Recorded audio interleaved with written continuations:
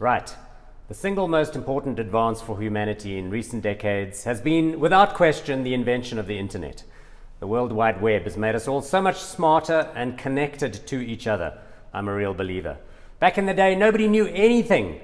Quizzes, a disaster. Now we have the entire world's information database at our fingertips. A huge and tremendous surge in creativity, spawning new industries from, smartphones, online shopping, streaming entertainment at home, Netflix, gaming, cloud hosting, and of course, most recently, working from home using fantastic video camera, conferencing, Zoom, what. But there is a major risk to further advances because governments around the world, prompted by nationalism, authoritarianism, all sorts of bullshit excuses, are threatening the existence of a single, universal internet network. We're going to end up with a series of, hobbled national webs. The Chinese, of course, started it with their bullshit Great Firewall of China, preventing citizens there from accessing ordinary and important sites like Google and Wikipedia and what, not to even talk about the social media sites. Zero freedom of information in that country, which is why Chinese kids can't wait to emigrate. Rich people out, Hong Kongers desperate about their loss of freedom.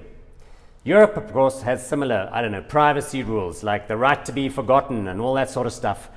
In my opinion, it's the power-hungry Eurocrats who are using those kinds of policies as an excuse because they're trying to get control of global web companies. The French would be only too happy if Google was invented in Paris by a Frenchman, but now they hate it. They're trying to tax online companies in their home countries. It's a control reflex, must be resisted.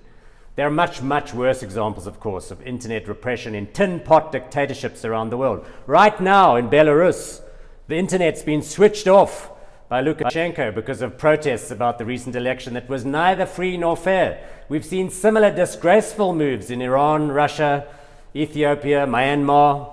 In June, India banned a whole bunch of apps because, they were beating each other up there in the mountains in the Himalayas.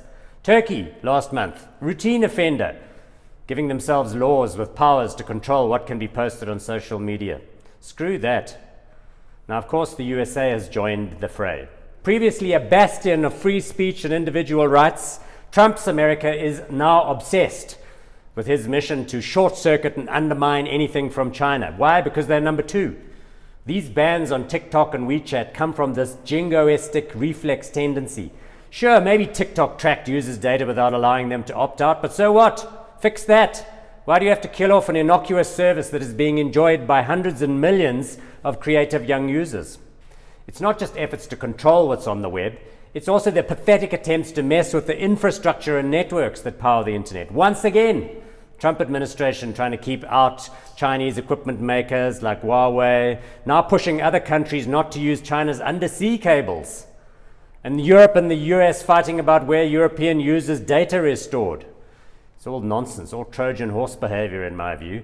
Allowing politicians and national security agencies to have sole control of citizens' digital information is a much, much bigger threat to all of us than allowing global tech companies to conduct business in an open and freewheeling worldwide basis.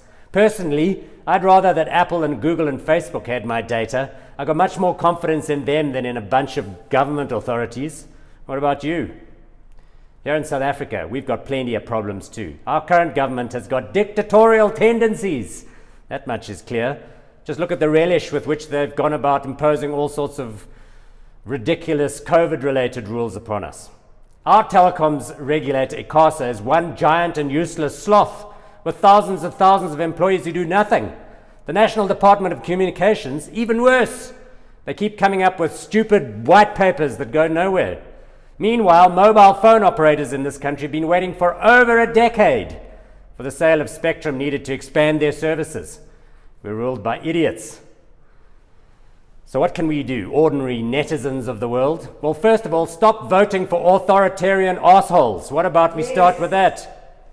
And stop validating those in power by cowing to their dumb rules. Speak out. And whatever you do, whatever you publish, whatever you do work-wise, make it available on the internet in an open access format. Publish, don't protect.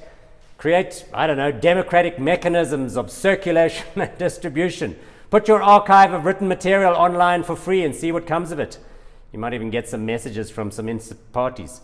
Start a blog or a podcast or a video vlog. I did, and I've got an archive of 185 episodes. Take a stand, make some noise, knock yourself out. You can even use swear words. Tell some dickheads to go and fuck themselves.